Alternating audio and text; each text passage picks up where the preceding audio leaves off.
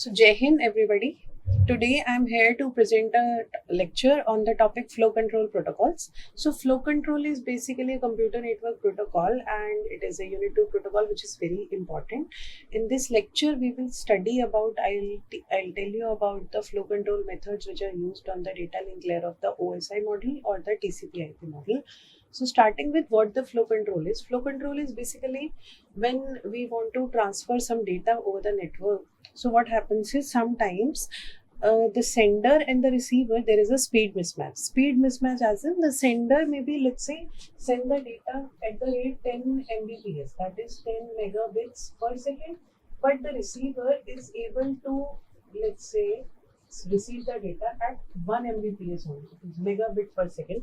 So the sender can send at 10 Mbps, whereas the receiver can receive 1 Mbps. So at a particular second, sender is sending 10 Mbps, but the receiver is only receiving 1 Mbps, 1 megabits bit. So how they will match when I'll keep on speaking on a louder pace, on a faster pace, and the students are not able to receive on that pace, so there will be some mismatch, and finally the outcome of the network will be very bad, and some of the data will be lost. So we need a flow control mechanism that the sender and the receiver, their speed should be completely matched. When the sender sends the data, the receiver should be able to receive, and when the receiver is not able to receive, he should inform the sender that I am not available at this time, you please don't send, otherwise the data might get lost. And in computer network, our objective is basically to achieve maximum throughput, that is the number of bits which are sent per unit time should be the maximum that we can achieve, then only we can use the bandwidth efficiently. Fine. So as we know that the throughput of any network, it is equal to the bandwidth and the efficiency. Efficiency is nothing but how much time this efficiency, which is represented by eta, it is nothing but the useful time divided by the total cycle time. Total cycle time is as in how much time we have been given to complete this particular task. For example, I am taking anything that needs 20 minutes to be completed. Out of those 20 minutes, for the duration when I'm actually doing the things, there are things like I am given a slot of 20 minutes to teach the students something, but in that 20 minutes I need to take their attendance, I need to motivate them, I need to counsel them as well. So let's say out of those 20 minutes I am only able to deliver my lecture for 10 minutes, so my efficiency would be useful time, that is 10 minutes, divided by the total cycle time, that is 20 minutes. So efficiency in that case would be 50%. And using this efficiency, we can calculate the throughput, that is bandwidth, how much bandwidth I'm allowed, how much amount of data I can transmit over the link, and out of that amount, how much data I am actually able to send, that is my throughput. So my objective in computer network should be maximize the throughput. I need to use the bandwidth available in the maximum possible way. For that, we need the flow control, as it is already written in the slides, that it coordinates the amount of data which can be sent before receiving an acknowledgement, and there should be a proper matching between the amount of data sent and the amount of data received. So majorly we can have two type of protocols, for noiseless channels and for noisy channel. Now my channel, it can be noiseless, that is there are no errors, nothing unusual things are there. So there are noiseless channel on which there are no noise, no corruption of data, nothing is there. And noisy channels, which are actually the practical channel. This is hypothetical situation, because when we start moving the data, when we start transferring the data, there are resistance of the network, there are resistance of the transmission media as well, there are other people who are also sending, other stations who are also sending. So there comes the concept of noise. It is a practical situation, whereas a noiseless channel is an impractical or a hypothetical situation. So for noiseless channel, we have the simplest protocol and a stop and wait protocol. And for noisy channels, we are having ARQs. ARQ stands for automatic repeat request. There is nothing manual. We are not looking into how the system is going to behave. We are actually doing the thing, we are making the things automatic. So if any packet is lost, it is automatically requested from the sender that this particular packet is lost or corrupted. Now you need to resend this particular packet. So in ARQs, we are having stop and wait, go back, and selective repeat. So let's look these protocols in a sequential order. Firstly, we will discuss for noiseless channel. Noiseless channel means these are the unidirectional protocol. Unidirection, now direction means let's have the timelines for a sender and this is the timeline for the receiver. So the sender can only send the data. Unidirectional means we can send the data in one directional only. So this is unidirectional protocol where the data frames are traveling only in the direction from the sender to the receiver. Important thing to note is there is no flow control, no error control. The sender is sending at a speed at which he is maximum possible and the receiver is receiving all the data. There is no loss of data, no error in the data, nothing. In this protocol, we assume receiver can immediately handle any frame without any processing time, and this processing time is assumed to be negligible, so it can never be overwhelmed with the incoming packets. So this is an hypothetical protocol. We can say it is actually utopia. It is not actually possible.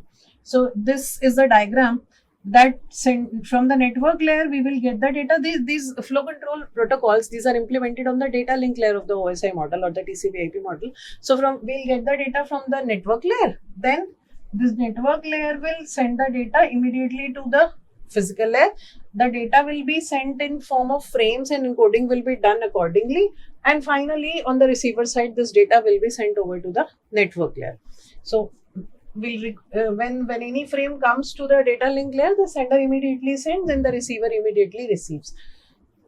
What happens? This is completely impractical. We can think of it as impractical. This is not possible that there are no emissions, nothing resistance. So we move to another protocol, which is stop and wait protocol. Stop and wait protocol says you get the data from the network layer, then you prepare this data, then you send this particular frame. On data link layer, we are having the data frames. So the data link layer creates the frames and send this over the network and the receiver receives it. How the sender will get to know whether the receiver has received the data? When I am sending something to my friend, I always want a confirmation from his or her side that she has received that particular data. How the confirmation will come? In computer networks, we get the acknowledgements. Acknowledgement means the receiver will send the acknowledgement, that is that I have received the data correctly. Now you can proceed with the next data. So this is the design of the stop and wait protocol, that sender will send the frame and then it will stop after transmitting the frame, stop for the acknowledgement. When it will get an acknowledgement that the receiver has received the data, then only it is able to send the next frame. So it is stop and wait.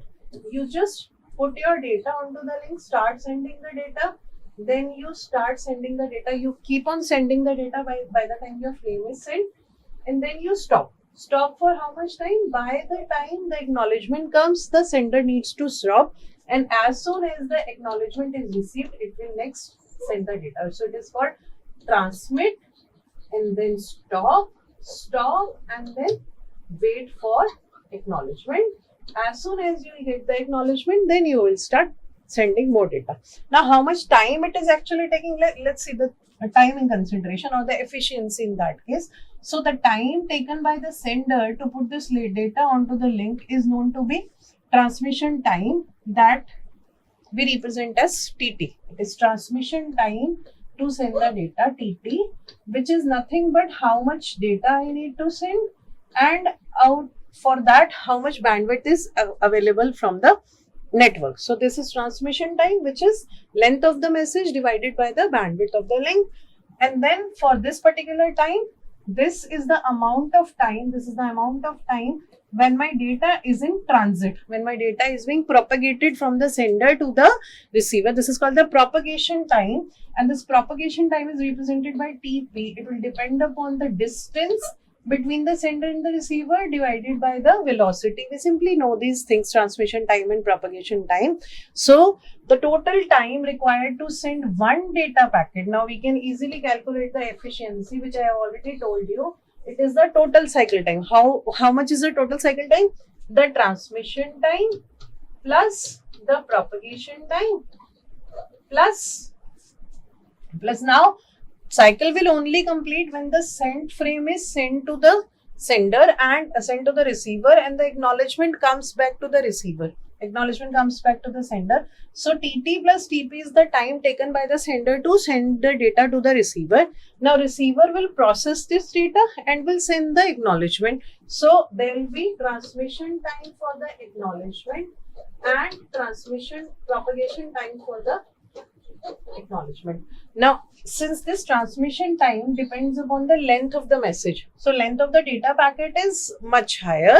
Let's say it is 100 bytes, but the length of the acknowledgement message will be very, very less as compared to that of the data packet. So when this factor will be very, very less, this overall transmission time will be very, very less. So we can assume this is to be 0, or this can be neglected. We can neglect this amount. So the total cycle time will be transmission time of the data plus propagation time of the data and the propagation time of the acknowledgement. That means the time taken by the packet to reach from this end to this end, and the time taken by the acknowledgement to reach from this end to this end, that is twice the propagation time. Since this propagation time will only depend upon the distance and the velocity, which are same in the case of the sender as well as the receiver. So the total cycle time would be TT plus 2TP. Out of this total cycle time, how much time we are actually transmitting? It is only the transmission time of the data. If we solve this, we can get the efficiency of the stop and wait to be 1 upon 1 plus 2a, where a is nothing but the propagation time divided by the transmission time. Fine. So this is the efficiency of the simple stop and wait protocol. The next protocol is stop and wait ARQ. Now here comes the problem. Let's suppose when the sender, these are the timelines for the sender and the receiver, the sender started sending data frame number 1. Fine. And it sent the data for TT time, then it waited for the acknowledgement, and the acknowledgement, when it receives the acknowledgement, it will now send the frame number 2. Now let's assume this frame number 2 is lost.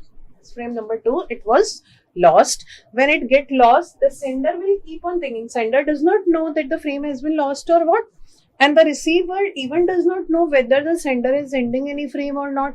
So the sender will keep on waiting for the acknowledgement and the receiver will keep on waiting for the data packet. So both of them will go in an infinite loop, and nobody will be able to identify whether any packet is coming or whether any acknowledgement is coming. So it will create a deadlock like of situation where the sender is waiting for the acknowledgement and the receiver is waiting for the packet.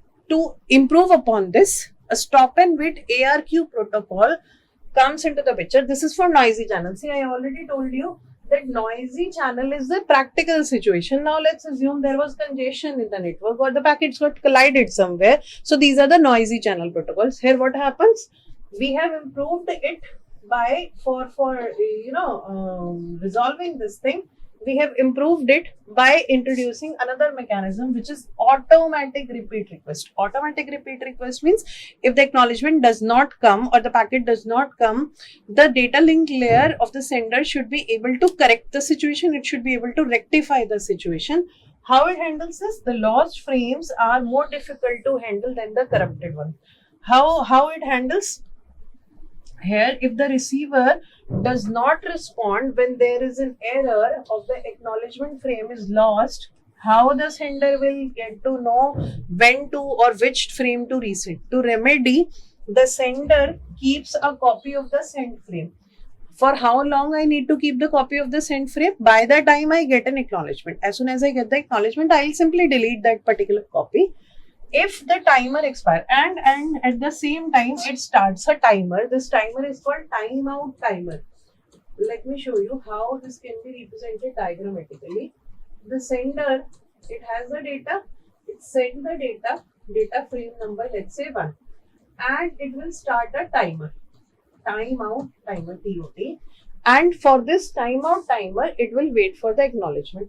If the acknowledgement comes in this particular time or before this particular timer expires, then it's well and good and the next frame is sent. Now let's suppose this frame number 2 got lost. Now it has already started a timeout timer and it is waiting for this particular timeout timer to expire.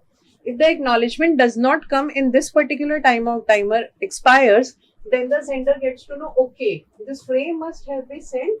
Now after the expiry, it will resend this particular frame. So this is how the things will get resolved automatically, that if the acknowledgement has not come, okay, the packet must have been lost or it must have been corrupted somewhere. That is why the receiver is not able to send me any acknowledgement. So the sender will resend the packet. Here it is written as well, if the timer expires. The thing happens when the timer expires. If the timer expires and there is no acknowledgement for the sent frame, that the sent frame is resent. We will only resend after the expiry of the timeout timer. And then once we are resending, again we will start the timeout timer and wait for the acknowledgement. When the acknowledgement comes, the sender will be able to send the next packet. This is stop and wait ARQ. This is the diagram. We'll get the data, send the frame, wait for the acknowledgement. As soon as the acknowledgement comes, we'll send next frame. If the acknowledgement does not come and the timeout timer expires, then we will resend the packet. So there are another considerations, that is sequence number or acknowledgement number. Now let's suppose a scenario where the sender sent the frame number 1, the first frame, and the acknowledgement has been received. Now it has sent another frame, let's say frame number 2, and an acknowledgement has been sent, which is actually lost. Now, now it will send another frame number, let's say 2, and the acknowledgement, it comes now. This acknowledgement which was assumed to come earlier, it comes now. So it has already started a timeout timer with this. A timeout timer. Since the timeout timer expires, if the acknowledgement hasn't come, so it will resend the packet. Now the acknowledgement of the previous packet comes. It came late. So what the sender will think, the acknowledgement for this particular packet has come, whereas the acknowledgement is actually for the previous packet. So sender will have the receiver will have a duplicate copy of the packet. To avoid these type of scenarios, we are having the sequence number for the packets and acknowledgement numbers as well. The sequence numbers, these are created using the modulo 2 arithmetic, and we check a number m, and for each number m, the sequence numbers are 0 to 2 raised to the power m minus 1. And the acknowledgement numbers are like for let's say this m to be 1. For this m to be 1, the sequence number can be 0 and 1. For the first packet, it will be 0, next will be 1, next will be 0, next will be 1, next will be 0, and so on. And the acknowledgement number is always the number, the data frame that I have sent plus 1. That is the next frame that I am expecting. So if I have sent frame number 1, the acknowledgement number would be 0. If I have sent frame number 1, acknowledgement would be 2. If I have sent frame number 2, acknowledgement number will be 3. Acknowledgement number is always 1 plus the number of the frame that I have received. It is the acknowledgement number always announces in modulo 2 arithmetic the sequence number of the next frame expected. That I have received 1, now you send me 2. I have received 2, you send me 3. I have received 3, you send me 4. So these are the sequence numbers and acknowledgement numbers which are used in the stop and wait protocol. This is a flow diagram. That frame number 0 is sent. For that, we are using an acknowledgement number 1. Now assume that frame number 1 get lost. Once it get lost, we have already started a timeout timer. Within that particular timeout timer, the acknowledgement has not come. That means the sender will assume that the frame has been lost. It will be resent. Now the acknowledgement will come. Next frame, since we are using m to be 1, so the number for sequence number field we are using 0 and 1. So once 1 is sent, the acknowledgement is for next frame, that is 0. So we will send frame number 0. Now let's assume the acknowledgement has been lost.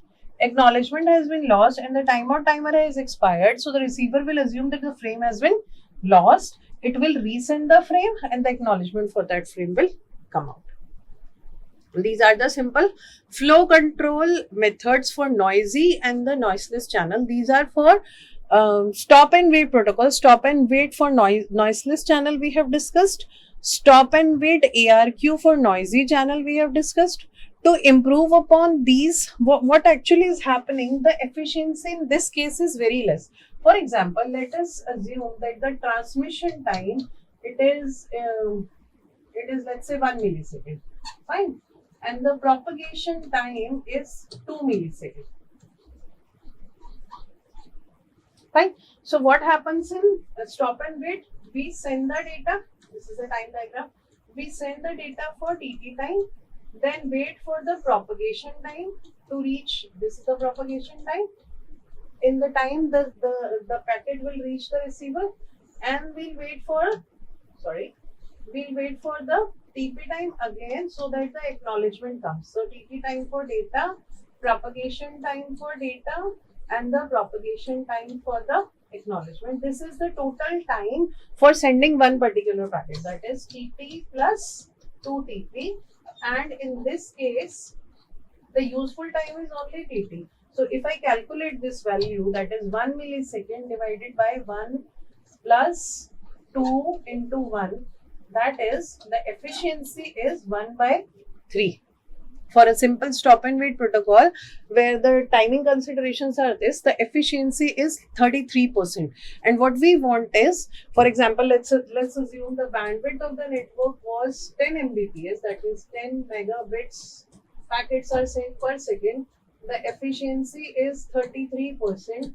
So the throughput of the channel will be only 33% of 10 Mbps, which is very, very less, and we need to improve upon these numbers. How we can improve? We can improve it through the pipelining. That concept we will discuss in the next lecture.